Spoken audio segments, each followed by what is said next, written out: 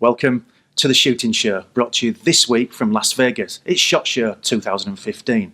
But first up, it's Geoff Garrett on a difficult and misty pigeon shooting foray in Essex, followed by Tim Pilbeam reviewing the Blaser R8.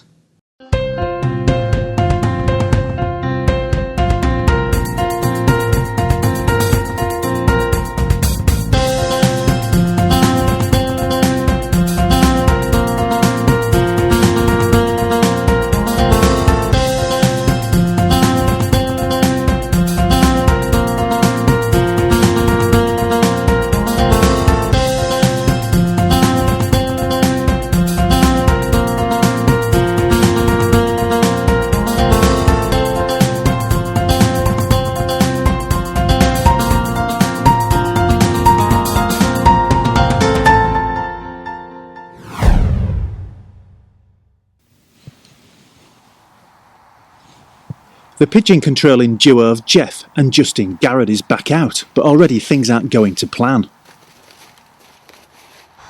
Right, here we are, first day of 2015. Looked at the weather forecast and nothing was predicted, certainly not this misty sort of foggy start to the day, but hopefully it's going to clear up and we hopefully can get on with the day's pigeon shooting. We're shooting on rape, we've got a lot of rape on the estate. Pigeons are beginning to hit it. We've got quite a few pigeons turned up now. There's rape. Hopefully later on when the mist clears you'll see there's rape over there, the back of us there. We've got the M11 motorway behind us, and we're hoping that the pigeons are coming over here, over the motorway, and decoying them on this hedge up the side of this rape here.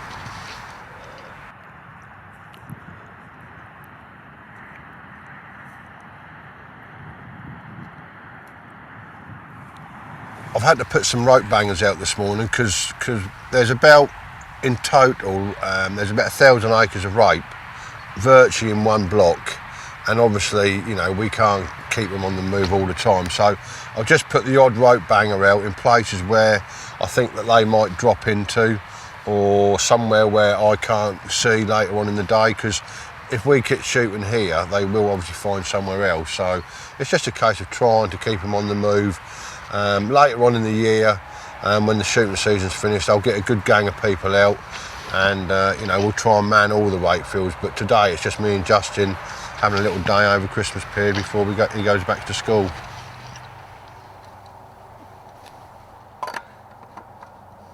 Well, what we've got the hedge alongside a ditch, and because it's on my place where I work, I've been watching this bit of ground.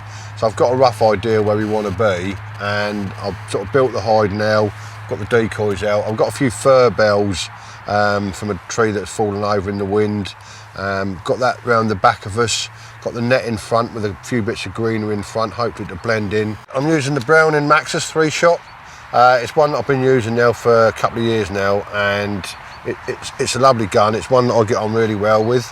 We're using Ely 6.5 pigeons, fibres, 32 grams, you know, which are a good cartridge, a nice pigeon, nice killing cartridge over the decoys, and hopefully with a combination of the Ely cartridges, the Browning and myself, hopefully might kill one or two today. With the introductions complete, father and son head to their respective positions, but if visibility doesn't improve soon, we could be in for a disappointing day. A lone Woody comes overhead and Justin prepares to take the first shot of the day. A few more soon follow, but Geoff's taken a long time to get on the scoreboard.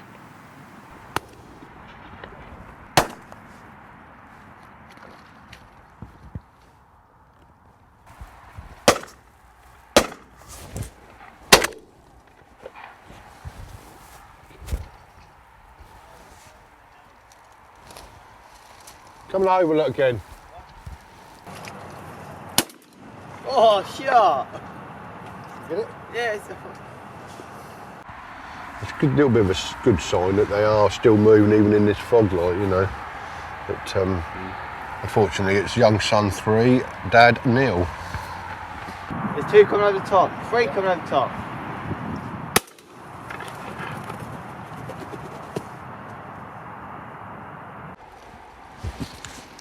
Justin, Get it? Why not? Go over.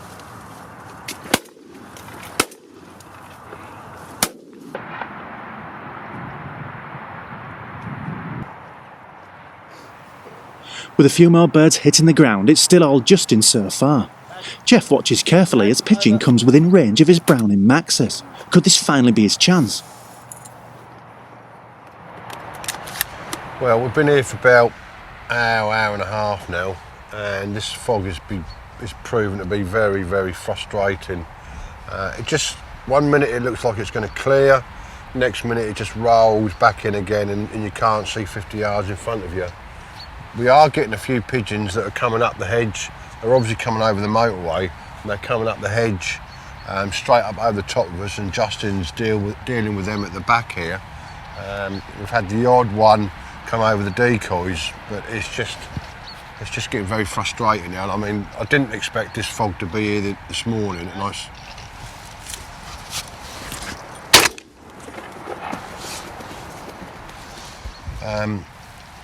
I didn't expect this fog to be here this morning, and I certainly didn't expect it to be hanging about like this.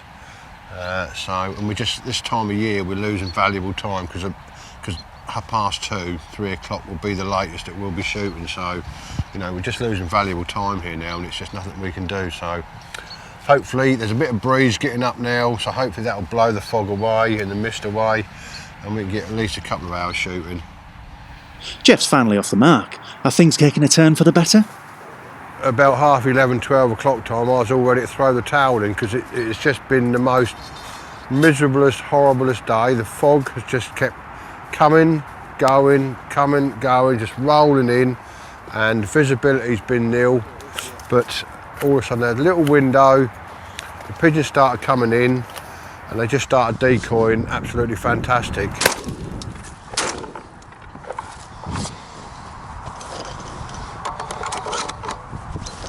Because it was so foggy, they just sat in the trees all morning, not fed, and that little window about 12:30 time, where it just come a little bit clearer, they just came out, and they were just, any set of decoys they could see, they were just in. And I think it has helped a little bit, because we ended up on this little bit of maize here. There's a bit of maize on here, so not with the rape and the little bit of maize here, they definitely wanted it. See, in front of us, just to get on, see.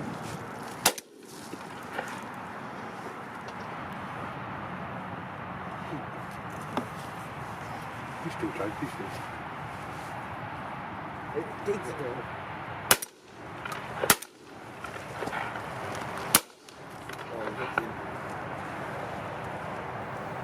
The fog might not be lifting much, but the pigeons are certainly noticing the decoys. With Justin back in the hide with Geoff, we've concentrated the pattern around us, bringing in increasing numbers of birds. It's time for Geoff to do what he does best.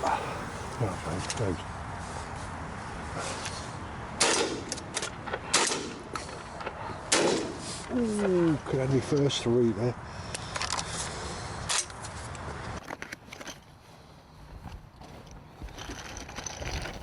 Grabbing another handful of eely shells, Geoff's soon swelling the bag once more. Hi.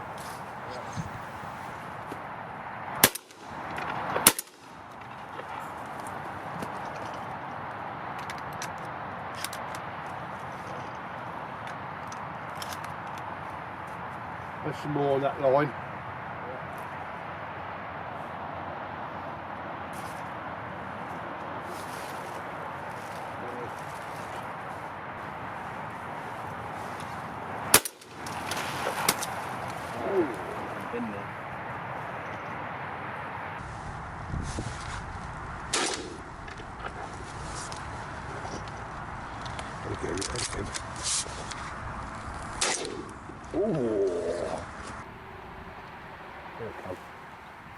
Happy with how things are going now, Geoff tags in Justin, who's keen to increase his personal tally and keep the pigeons off the crops.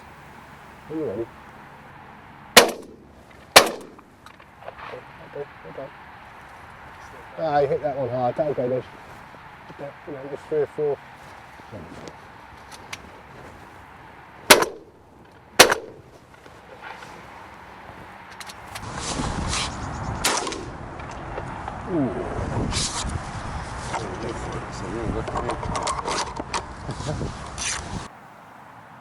But Geoff can't resist picking up his own gun again just minutes later, as the pigeons start to decoy in even greater numbers. When you get a chance like this, you've got to take it.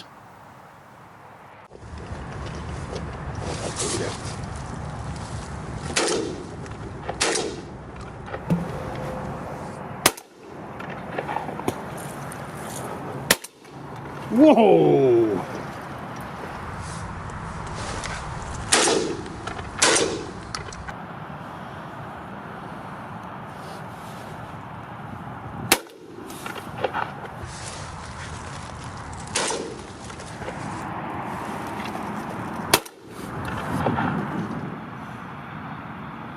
Same line, coming in here, let's go.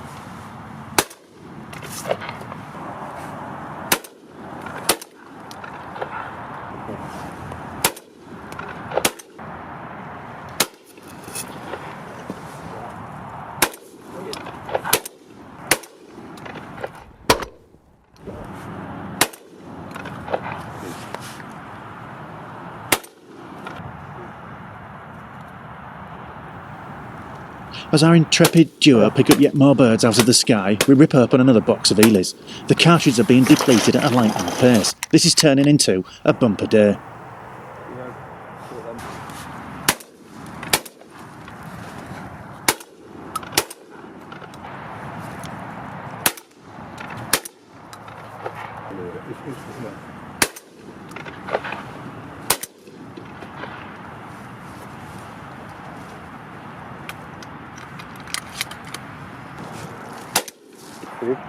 Yeah.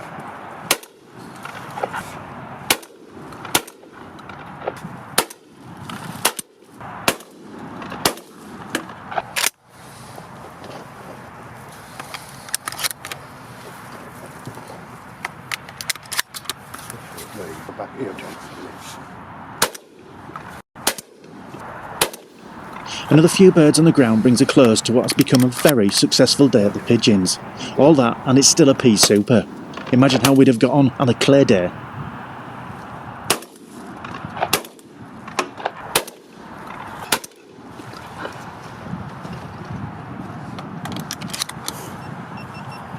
Big puff for the day.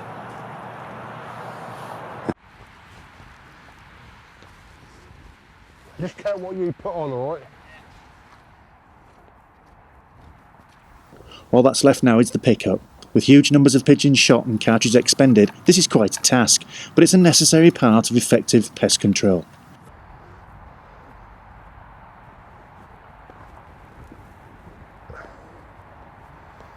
Before we leave, we check in with the boys for the final tally.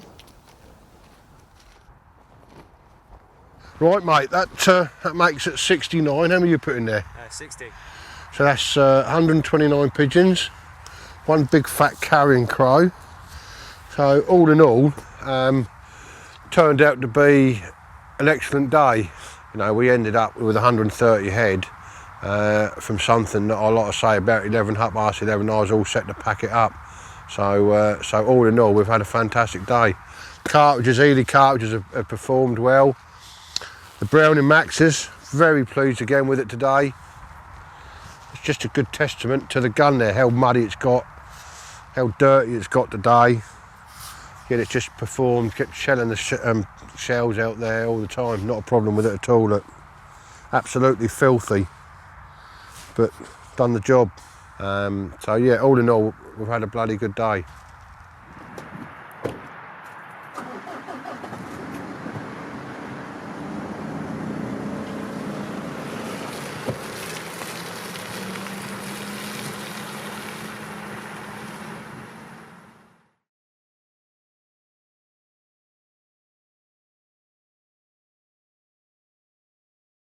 Geoff there, eventually managing to make a bag despite the inclement conditions.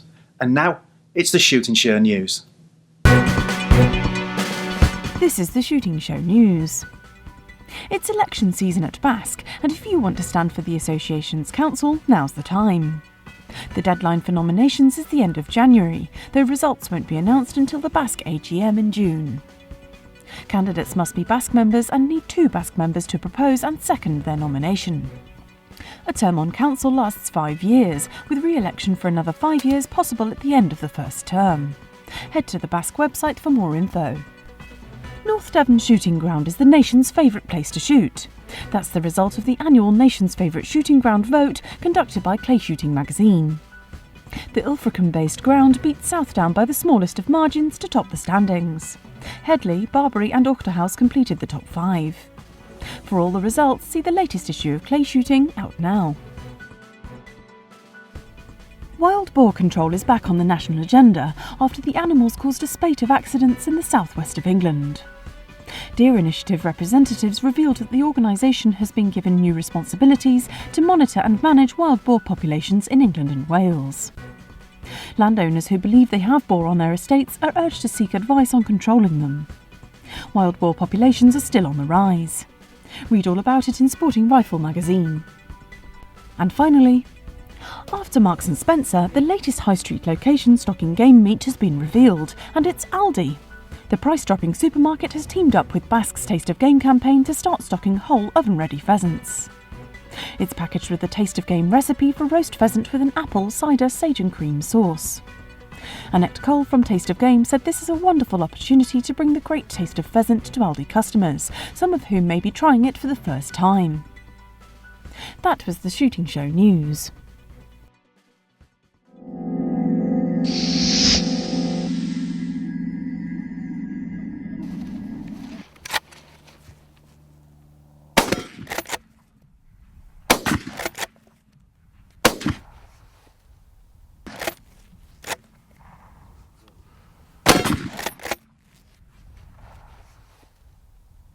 Today I'm reviewing the Blaser R8. That's why I'm wearing my Bavarian hunting hat, which is very suitable. This is the Blaser R8 Professional Success.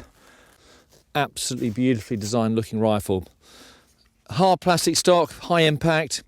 It's got the rubber soft touch elastomer inserts on the pistol grip, also on the cheek piece here, and also on the fore end. Makes it very, very grippable. They do say that it's ergonomically perfect. I think it's absolutely superb. I absolutely love it. Bring it up, it just fits beautifully well. The Blaser R8 is a straight pull rifle. I'll just drop off the sights for now. We'll come back to those in a short while. Straight pull. Very much aimed at the driven boar market. Some people say that it's actually you can cycle around faster than the turn bolt. I question that, because the experts are very, very quick with the turn bolt. But you only get one action, one linear action. A turn bolt normally involves lifting, then pulling back. So there's two actions there. This is straightforward, so you can actually retain sight picture a lot better. This is a bolt, okay, and it locks directly into the barrel. And I've got a barrel here. So most rifles, you have an action receiver between the actual bolt and the barrel itself. This locks straight in to the barrel itself. So that bit's actually gone. So they are slightly shorter. And they lock into the barrel by a radial locking ring. You can see it there, that expands. And that just locks into the actual barrel itself. So I push it forward and it locks in. It's very, very simple. Moving on to the safety. This has got a cocking lever, which is slightly unusual. If I want to shoot, take a shot, I push it forward, ready to fire. If I want to put it back onto safety, I push the back of the lever down and it slides back. So I can be stalking, animal turns up, I can shoot it, or if I don't want to shoot it, I just let it go. I press the back of the lever down and she pops back onto safety. So you can actually have a round ready to shoot actually in the barrel, but as it is now, it is impossible for that rifle to shoot. So you can have one loaded, ready to go, just before you actually take the shot. And some people say, is that really safe? Lot of cocking levers are designed for that. Okay. If it stays cocked all the time, so I can just take several shots here, and it stays up there all the time, and drop it off. If it's ready to shoot, if I pop the magazine out, it drops back onto safety. So it's pretty foolproof. Find it a wee bit on the stiff side. A lot of the cocking levers are quite stiff, and there's a bit of a knack to actually drop it back again, but it's just that design of rifle, really. Moving on to the really clever bit of engineering is the magazine. Fully detachable magazine, but it's got a trigger assembly with it. Very clever. It just pops in there, and you just click it in, and it's off to go. To load the magazine, it's reasonably straightforward. It holds 4 rounds, and you just plonk them in.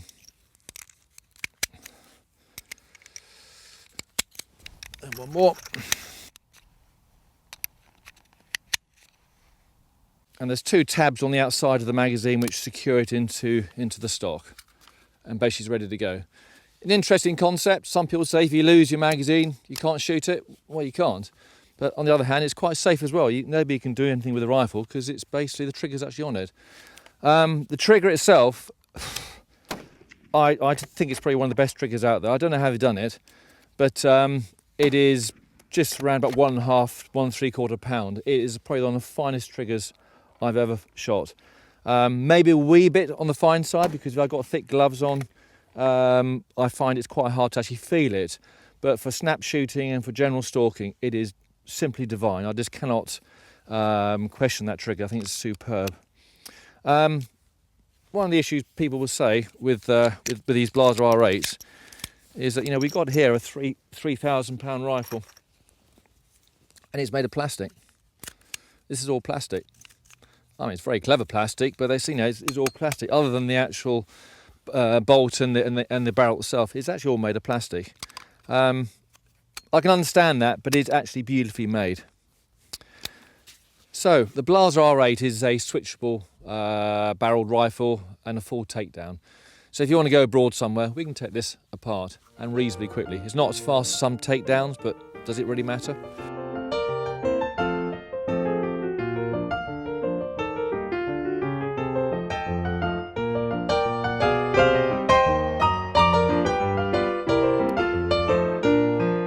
Lovely. So this is a 308 at the moment. So I want to change it to a 243. So I've got here, funny enough, I've got here a standard profile 243. So just pop it in there, and we just tighten it up. Now, being a 243, I don't need to actually change the bolt head, but the bolt heads actually are interchangeable as well, and also the magazine inserts. Tighten it. That's fine.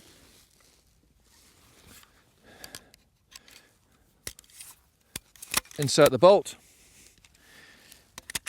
In goes the magazine. And now we've got the clever bit, the actual sight. Being a Blaser, it needs a saddle mount. You can see that bit there. And quite expensive, they're about £350, £400, so it's a quite expensive accessory, but you need to have it. They have unusual mounting recesses here, and basically I just plonk that in there. Got 2 swivel bits here, and they tighten the mount onto the top of the barrel. That's it. Now, from experience, this mount here, I've had this off several times, and it doesn't change the point of impact at all.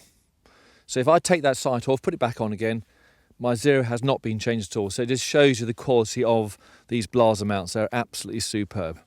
Okay, so now I've just changed his rifle to a 243. So I can have everything from a, I don't know, triple 250 up to a 375 Magnum. It's all there. The inserts for the magazine are interchangeable as well. They just pop out. There you go. Actually, I can show you the magazine, how it works. It's quite clever. I just push them in. There's a rotor. It's kind of like a semi-rotary magazine, really. And this is different. So that's quite clever.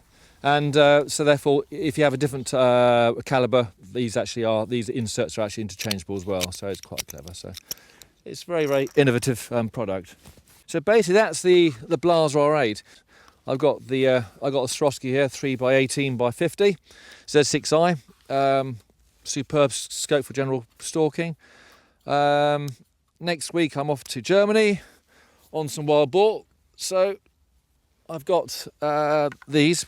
I can probably take these at some stage. So I got this name point we'll be using a bit later on the range, which is great for running boar up to about 50 metres. And obviously I've got my my open sights as well, which I think is really back down to basics. I know we probably would never use those on live animals, but it really sharpens you up with regards to your shooting techniques. The barrels come with a M15x1 thread, which obviously you can fit a moderator on or muzzle brake. So all in all, modular, adaptable, very, very light. I think it's about 7.5 pounds.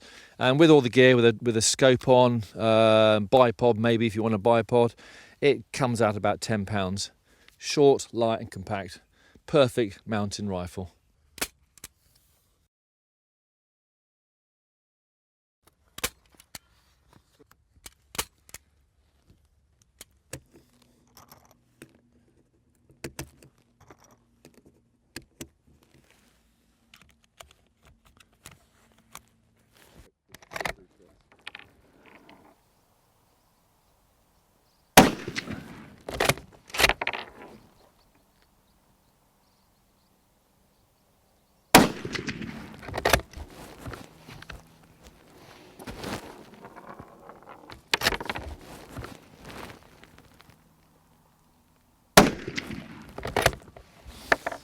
Just taking 3 shots using some Gecko 170 grain normal hunting ammunition. It's soft pointed, good heavy ammunition.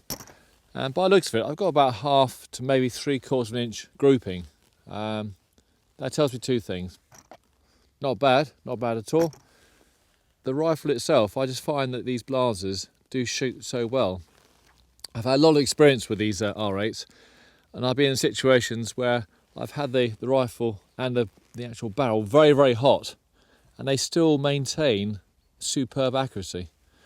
No matter how heavy the ammunition is. Last week I was shooting up in Scotland on some hinds. I was using 125 grain bullets, using 170s, and they seem to be shooting half to 3/4 of an inch. So inherently this is a very, very accurate rifle. Superb, bearing in mind it's modular. And I can actually take my scope off and we can put it back on,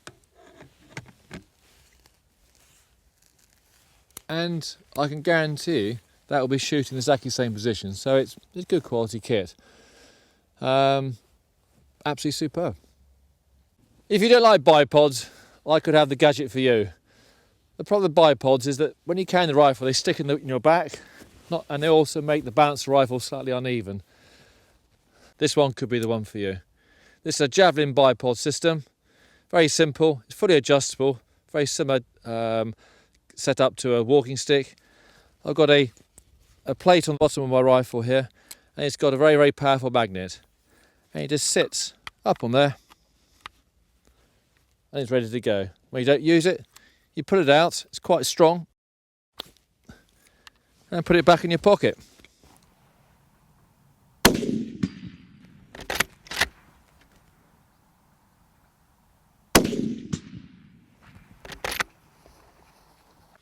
Okay, we've changed the optics now. We've got an Aimpoint T2 here, very much designed for running boar, moving targets. It's got a 2 MOA dot in the middle of it. Very much designed for shooting with both eyes open. Very, very similar to the shotgun, which is slightly alien to us rifle shooters in the UK. But as you look through it, you can just see this red dot. It's actually quite spooky, very, very clever. I've mounted it on a Contessa Piccadilly rail, kindly supplied by Alan Roan. Very much designed for the Blaser system. Very solid. Once again, retains 0 if it's taken off. So it's a really, really good bit of kit. So it'll be very, very interesting to go out there and just put some shots down the range and see how we get on with this.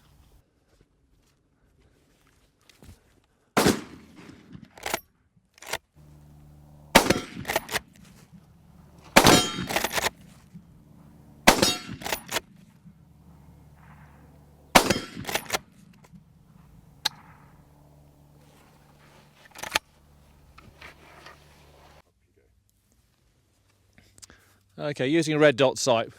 Short range, 30, 40, 50 yards. Absolutely brilliant. No magnification. All I see is a red dot. Very easy to see. Perfect for those moving targets. We don't do much of it in England, but it does teach you to be able to mount and shoot very quickly. The rifle itself, very, very quick, obviously to cycle rounds, but also I was able to do several rounds without actually changing the sight picture too much. So a great bit of kit, perfect for that application. So what do I think of the R8? Absolutely love this rifle. But it is £3,000 plus. It should be good, and I can't really fault it. So overall, very pleased with it. I fully understand that it's way beyond the means of most people who hunt, but you've got to try these much more upmarket brands to see where everything else lies, and I have no doubt the capability of the Blaser, and if you can squeeze that extra cash out your pocket and purchase it, you will not be disappointed. So it's been a great day. Shot a lot of ammunition, had a lot of fun exploring well, I didn't find any limitations of the R8, so overall a great day on the range.